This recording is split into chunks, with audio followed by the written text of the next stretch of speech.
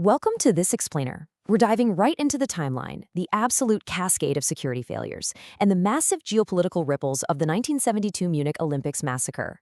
I mean, we're looking at how a global celebration of unity literally turned into a devastating international crisis in just a matter of hours.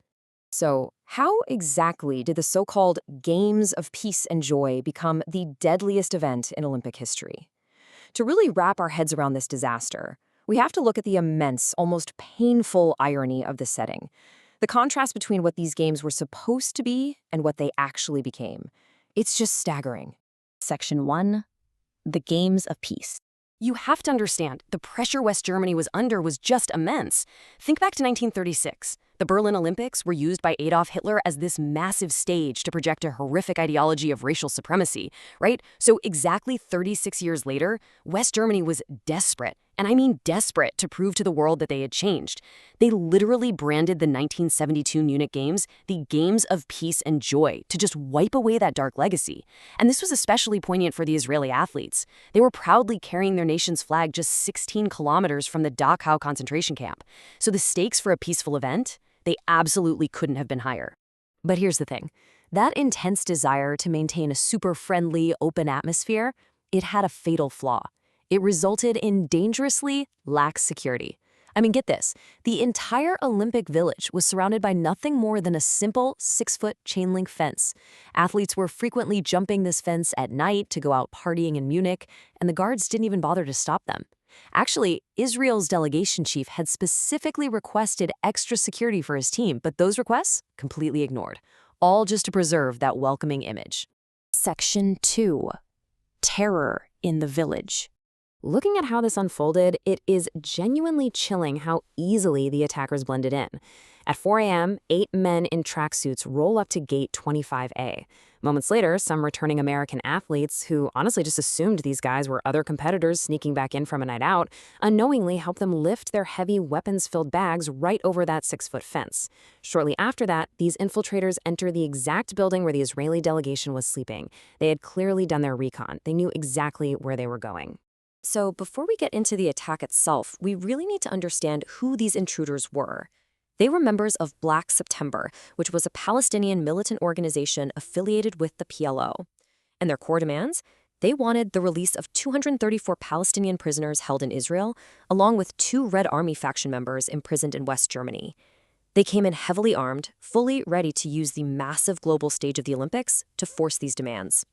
Now, what happens next is a testament to the sheer bravery of the athletes. As the militants tried to enter the apartment with duplicate keys, a 135-kilo Israeli wrestling judge named Yosef Goodfriend realized what was going down.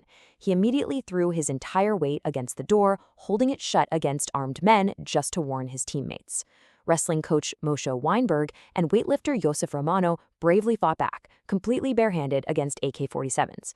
They even managed to injure the attackers before being tragically overpowered and killed. In the end, 9 Israelis were taken hostage. Section 3. The Hostage Crisis. The geopolitical response to this was instant. Israeli Prime Minister Golda Meir took an absolute, non-negotiable stance. She basically said if Israel gives in once, it will never end, and Israelis will no longer be safe anywhere in the world. Her outright refusal to negotiate or release any prisoners created a complete political deadlock.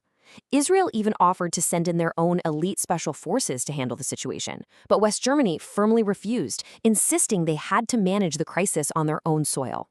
This refusal led to one of the most bizarre and honestly morbid scenarios in broadcast history. It was a surreal split screen.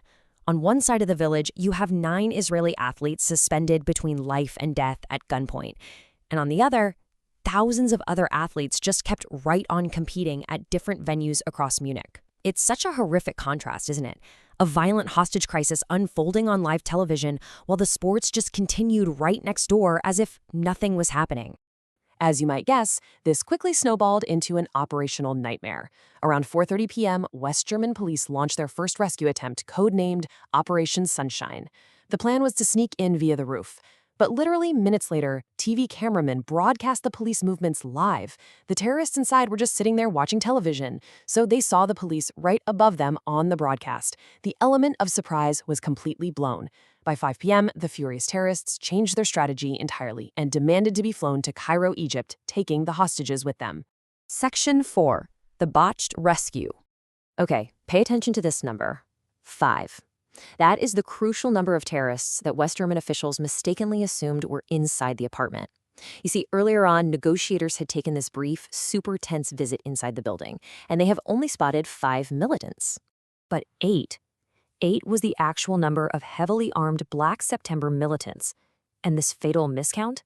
It completely doomed the upcoming rescue operation before it even got off the ground. They were planning an ambush for 5 men, not 8. So West Germany decides to set a trap, pretending to agree to the flight to Egypt. Here is the plan. Step 1. Transport the terrorists and hostages by helicopter from the Olympic Village over to the Fürstenfeldbruck Air Base. Step 2. Have a decoy Boeing 727 waiting on the tarmac with its engines running to make the flight look totally legitimate. Step 3. Police snipers neutralize the targets the second they step out to inspect that plane. It sounds like a plan, but the entire thing structurally fell apart before a single shot was ever fired. First off, the Munich police officers assigned to hide inside that decoy plane, they actually abandoned their posts at the last minute, citing the extreme danger and a total lack of preparation. And remember that miscount? Because they thought there were only 5 terrorists, they only deployed 5 snipers. To make matters worse, these snipers had no telescopic sights, no night vision gear, and absolutely no specialized tactical hostage rescue training. Meanwhile, offers of help from highly trained Israeli Mossad agents who were literally right there on the ground observing were flatly rejected. The climax of all this was terrifying. The terrorists suddenly realized they had walked right into a trap. At 10 p.m., 2 helicopters transport everyone to the airbase. By 10:30 p.m., they land, and the terrorist leaders Issa and Tony walk over to inspect the decoy plane. Moments later, seeing that the plane is completely empty with no crew whatsoever, they know they've been set up. They sprint back toward the helicopters, the police open fire, and this desperate, totally chaotic firefight erupts in the pitch dark.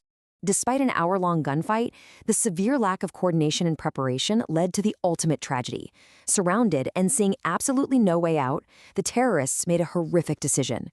They tossed a hand grenade into one helicopter, completely destroying it, and then sprayed the second helicopter with AK-47 fire at point-blank range.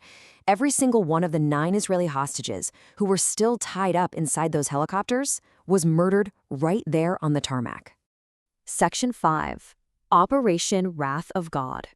Now, before the world could even process this, there was this terrible moment of confusion as West Germany desperately tried to manage the narrative. An initial government TV report actually went live and declared the rescue operation a total success. They claimed all 9 athletes were saved. The whole world breathed a massive sigh of relief. But then came the bitter truth hours later. Every single hostage was gone. 11. Ultimately, 11 Israeli athletes and coaches lost their lives during the Munich Olympics. 2 in the initial breach at the village, and 9 on the tarmac at the airbase. The games that were meant to showcase peace and joy had literally become a graveyard. The sheer scale of the fallout from this was staggering. Shockingly, the Olympic Games were paused for only 34 hours before they just resumed. But for Israel, this was only the beginning. Following their long-held doctrine of death for death, they immediately launched airstrikes on PLO targets in Syria and Lebanon. But more famously, Israel's intelligence agency, Mossad, initiated Operation Wrath of God. This was a full-blown shadow war across Europe to systematically hunt down anyone globally linked to the Munich attack. Targets in cities like Rome, Paris, and Cyprus were assassinated by Israeli agents. And in a chilling, highly symbolic gesture, these targets were often shot with exactly 11 bullets, 1 for each of the murdered athletes. This covert campaign was absolutely relentless. Remember, we neither forget nor forgive. Mossad agents reportedly attached this chilling message to a bouquet of flowers sent to their targets' families just hours before an assassination. It's a heavy note to end on, but it really forces us to ask, when a global stage for peace becomes a platform for terror, where is the line drawn between seeking justice and continuing an endless cycle of revenge? Thanks for joining us for this explainer. We'll catch you next time.